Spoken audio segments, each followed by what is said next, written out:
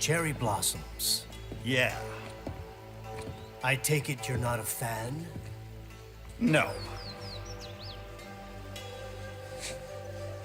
They make me sick. I knew Johnson's team was working on some fancy-pants new reception area. But Jesus. When I get my hands on that candy ass, he'll be lucky if he can even carry his box of shit out of the building. Is it really so horrible? They're only trees. They go from full blossom to bare in a week. 1 fucking week. Everywhere in DC you hear, oh, it's so fleeting and beautiful. Pathetic. What do you think? Nature is just nature. Not beautiful, not ugly. The wind blows, the flowers float away. It's simply how things are. Huh. In any case, Minuano should be close. Minuano, the cool Brazilian wind. AKA Jetstream Sam.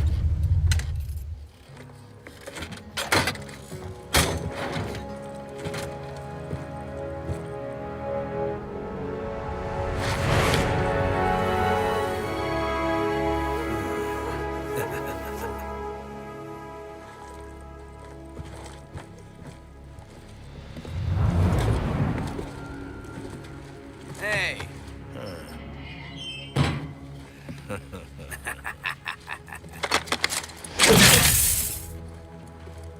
Hey, what the hell you think you're doing, buddy?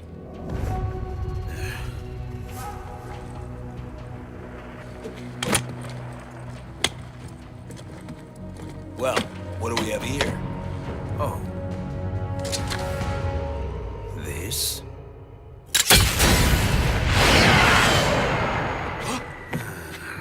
Whoops.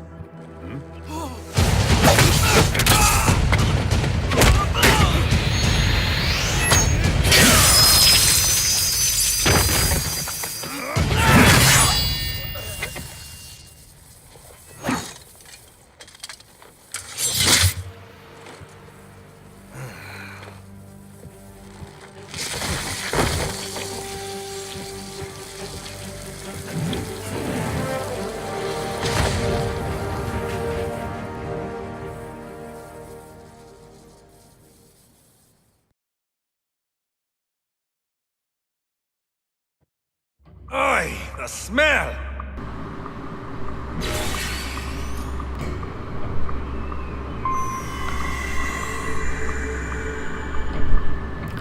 Hey everybody, Pixel here. Welcome to my new Let's Play of Metal Gear Rising: Revengeance. This is a game that I played a lot back in like 7th and 8th grade. That I've wanted to Let's Play really ever since then, but I never really thought it would be possible because I played the Xbox 360 version and an Elgato is expensive. So you may think I'm playing the 360 version somehow if you're blind, but I am playing the PC version. That is how I am recording this. I still do not have an Elgato, but this game is pretty much just an action game. It's made by Platinum Games. They made such games as Bayonetta, and several members of their team had worked on Okami beforehand. And it's produced alongside Kojima Productions, so nothing here really goes against what the creators of Metal Gear want. That said, I haven't played any Metal Gear Solid game that takes place before this one. I thought that might be an issue because I didn't really comprehend the story when I was first playing this game, but I can understand now and I haven't played anything else, so I don't think you need too much context. As for how the game is starting out, this is our protagonist. As you can see up there, his name is Sam. I do have assist mode on. You can only have that on easy mode. It makes it so you automatically parry enemies. That's just for the sake of the series' pacing. But he's kind of a cocky asshole, and I like that about him. So what I cut open here using blade mode, which you activate by pressing LT, is a black box. Those always have something better than a orange box, which we saw over there. Has repair nano paste. You can open this menu by pressing left or right on the D-pad. I'm going to press A on the nano paste so I have it equipped if I ever need to use it. And yeah, that's pretty much all for the basics of this game. That samurai bastard came this way. That samurai bastard came this way. So, if we walk forward, we will engage in combat. You can press up on the D-pad to enrage your enemies. This makes them more powerful, but it also makes them so you can cut them up without using blade mode. Enemies, of course, drop BP, or, well, that's essentially what this game's version of EXP is, or Force Points and Force Unleashed, or any other equivalent to upgrading characters in an action game, like an action-based RPG. And Jetstream Sam, our protagonist, he's really cool. Like, the whole, like, weird thing he's got going on with his pelvis, I don't know how I feel about that, but his sword, the Murasama blade, is so fucking cool. It's like blood red, and that's awesome.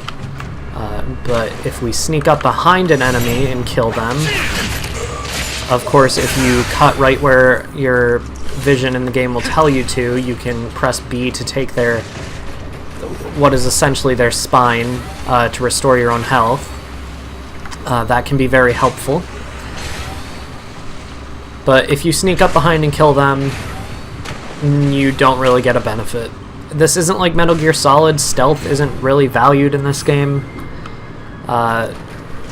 So don't worry too much about being stealthy. However, if you are stealthy, good for you. Being stealthy up there, like trying to kill with blade mode without them noticing you, kind of tricky. So if you press X, you use a light attack. Of course, you can combo that out of a dash in order to have a more powerful dashing attack. If you press Y, Jetstream Sam will charge up, because his sword is explosive, I guess. And you can take the insides of your enemies even faster that way. You can also just press Y out of a dash again to do a more powerful attack. And those are the basics of combat. If you press start and go to the help menu, it will show you every possible combo. So these are everything you can do. One of my favorites, personally, is Assault Rush. So left stick, up, up, Y. So press up twice on the left stick and press Y, and you'll do that. That's not very good in the middle of combat, but it is good for sending enemies up into the air, making them easier to Zandatsu. Zandatsu, of course, when you extract the fluids from your enemies, translates literally from Japanese to cut and take in English, I believe. So if we sneak up behind this guy and kill him without him noticing, that actually activates a minor glitch that I wanted to show just because it's not something that's ever really noted as a glitch. Sam will say we should give this a try. Not gonna. This is a VR mission. They're essentially just bonus games that will allow you to practice more, but I don't really need them. I know what I'm doing. If you want to 100% the game, you do need to collect them, but this isn't going to be an 100% playthrough. This will just be going through the story mode. But anyway.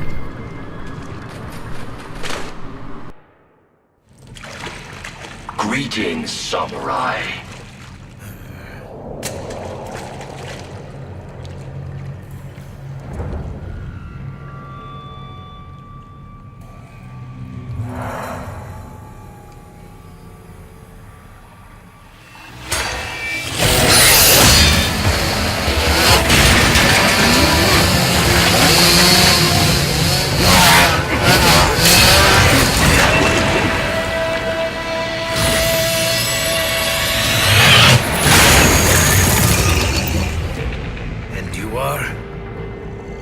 LQ-84I, a prototype UG with a conversational interface. A talking robot dog, basically? State your business here. Me? Oh, just sharpening my skills. wandering the earth, dispensing justice, but only to those who deserve it. Such as outlaws, desperados, You refer to World Marshal, the ones holding your leash, right? the ones who issue my orders. And your orders are to kill me? Yes. Call me biased, but those seem like pretty dumb orders, Pop. Why don't you try thinking for yourself? For myself.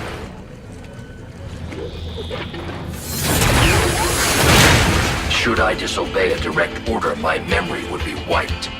Well, that's a pity. I am sorry. You must die. Then I am sorry as well.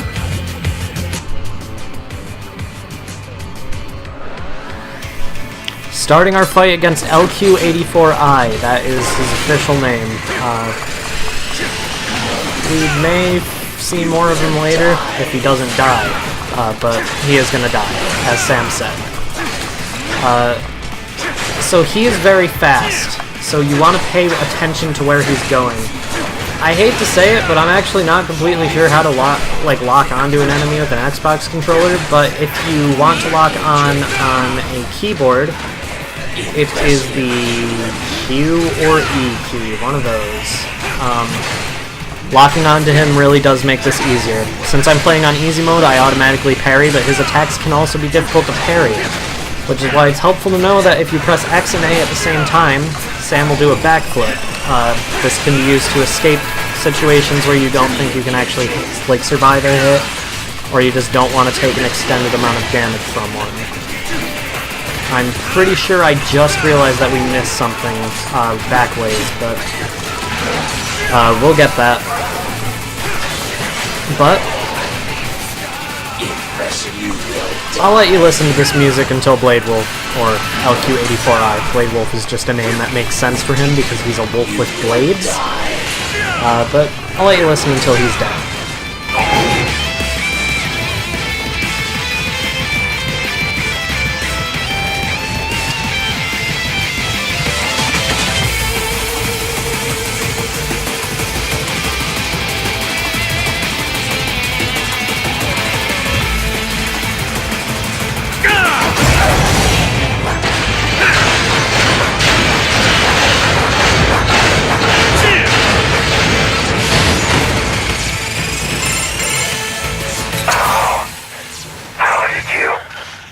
You fight because you're forced to.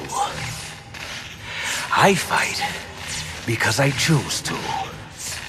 My design is flawed. Now, I am quite good, you know.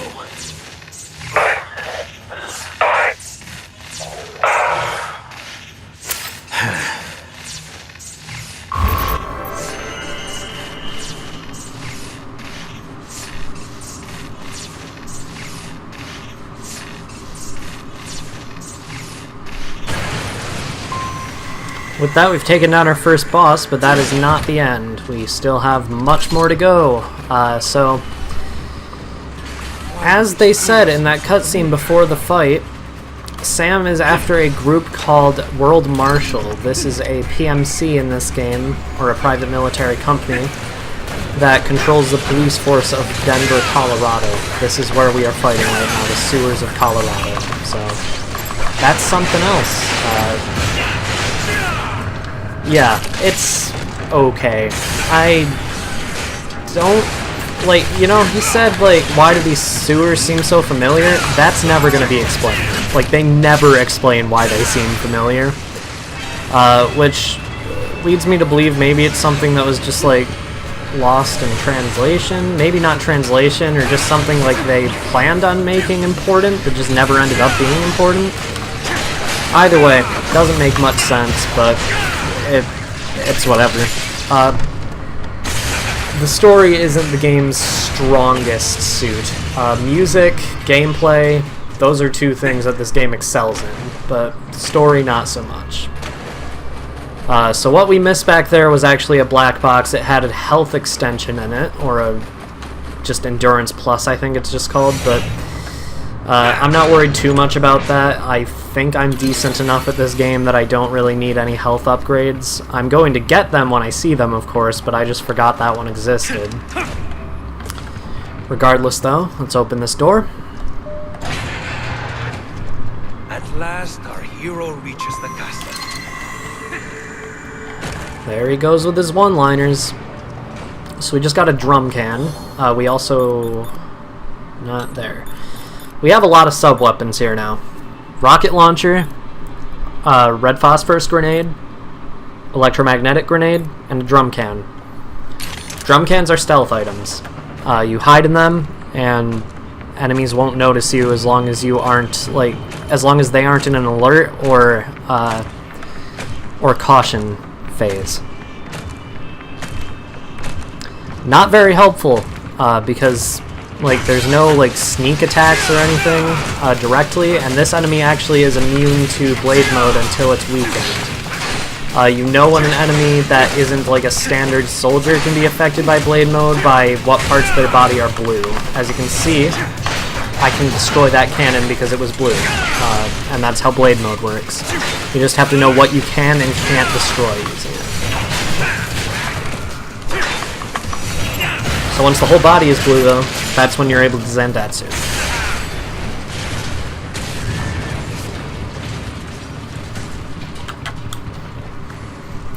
Alright, yeah, enemies aren't very alert.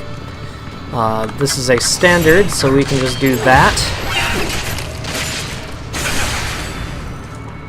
Of course, we won't be so lucky with the other guy in the room, Mr. Rocket Launcher Magoo over here, but he isn't too threatening. He can't be defeated by standard weapons, but if you counter and parry him successfully, you can break all of his armor, and that's how you get a successful Zandatsu on him. Now that that's done, so you can cut up pretty much everything in this game that isn't essential to like the map. So like if you see a pointless crate, break it. There might be something important in it. In fact, if we head into this room instead of the freight elevator over there, you see this black box. If you open it, there's a health extension. And some enemies will swarm the room, but Sam can actually one-shot the bird thing. As for these shield guys, they're just standard enemies with shields, so if you break their shield, you can do the same, you can take care of them the same way you can take care of other enemies. Pretty simple. You can also parry them, that almost always instantly breaks their shield. And Zandatsu them like normal. Alright. That's it for that group. Let's see what combat rank we got, probably an A. C? It wasn't that bad, come on. So I said I'm okay at this game. That doesn't mean I'm excellent. I used to be able to speedrun like the first level of the game, but I'm no speedrunner of this game anymore. I don't remember fucking anything about speedrunning this, but overall, the game, like the gameplay anyway, from what we've seen, is pretty good. It's fun, which is, that it may sound odd because it's just mashing buttons, which you may have noticed because I may have been holding the controller too close to the microphone, but yes, once you activate this elevator, enemies will swarm it. I forgot about that. Okay. Since it's button mashing, you may hear a lot of, well, button mashing in the commentary. Hopefully that's not too annoying. Another issue is that because like these are tripods, these are the worst enemy in the game. Not because they're hard to take care of, in fact Sam can actually kill them in one hit, but just because they stop you from Zandatsu. Like, they're very fast and are able to actually stop you while you're in blade mode. That said, we get this guy, and there are no more tripods, so we want to head up here. The intruder is riding up on West number 2. Roger that. Shutting it down and sending reinforcements. Assist them in engaging the intruder. Copy. You want to stay up here. Just trust me, because this guy falls down here, and he's easy to kill. Otherwise, he can be quite a pain, what with the rocket launcher and such, while you're fighting this thing. I'm not completely certain what this is called. I just know it is annoying. It has sword feet, and it's kind of unpredictable, so you don't really know when it's going to attack. It can also release electromagnetic beams, which will confuse you, but luckily those are actually kind of easy to get past. If you get the opportunity to do the grapple kill, YB, then do it, because it's very convenient. You want to kill the tripod in the middle of it too, or else that will come out and annoy you. But you're taking care of that. You want to head back up here. Trust me, just wait a second. After you see your combat results, wait a second, do a double jump here, charge this, and do a dash. Okay, I was a bit too early, but that is something you can do if you want to get up there faster. That's one thing I do remember. I didn't ever do things where you could like get rid of combat sections or anything, but we head over here, right? I may be crazy. Huh. I guess I'm wrong. Maybe it doesn't show up because I already collected it. Because I do have to do this on a separate playthrough, but like on a separate file anyway. But you'll see why later. If you come over here, there is a VR training, so you can get that. You got another nano paste here. We're almost full. You can carry up to 5 of those. And that's all there is to do here. So let's open this.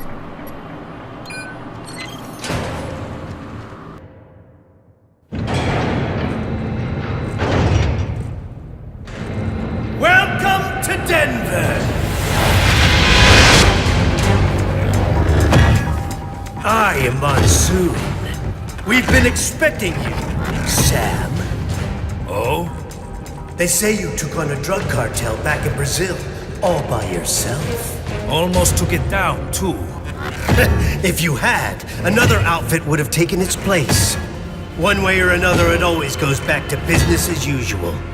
You realized that, didn't you, Sam? That's why you left. I was out for revenge, and I got it. Well then, let's see what you got now.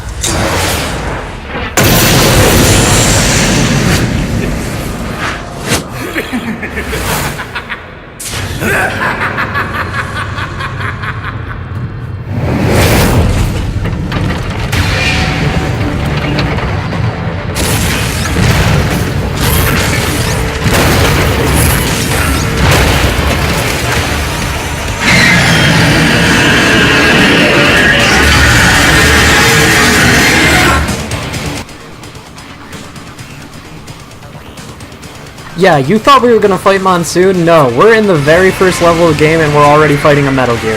So, that should set your expectations pretty high for how threatening some of the bosses in this game are gonna be. As for Metal Gear Ray, what you're gonna want to do, run up to its legs, attack them, preferably just do like a dashing X attack and then lead into that by holding Y. You will do an uppercut, and just repeat that. You want to attack its legs first, just because those are the easiest areas to hit. Take out its second leg.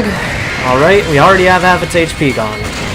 This is a pretty difficult boss if you're playing in any mode that isn't easy. I, of course, am playing in easy mode, though, because easy mode is easier. And I wanted the pacing of this Let's Play to be decent, because I'm not good at this game, as I've said before. Alright. Alright. You can attack its feet. That will let you get up to these cannon. And once you get rid of both of them, it actually won't be able to shoot at you anymore. It'll just have to do physical attacks. Other than the beam we saw earlier, it will still be able to do that. Let's get its leg. Alright. This will do it for the second cannon.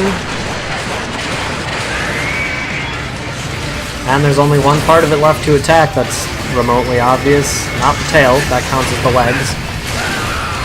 Don't want you to smack me, sir.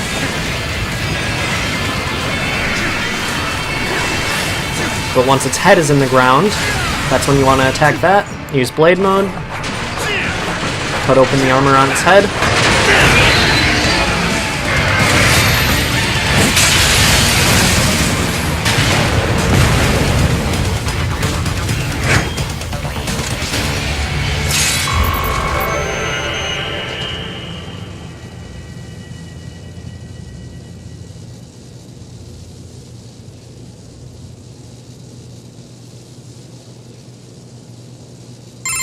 Well done, Sam. But you haven't quite passed the test yet. Come on up to the top floor. It'd be a shame if we didn't meet after you went to all this trouble.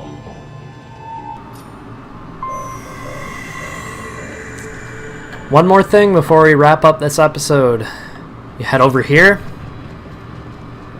You may have seen it. Maybe not, though. There is a black box here. In it, you'll find yourself another fuel cell. Next time on Metal Gear Rising, we will be meeting whoever it was that just called us. See you guys then.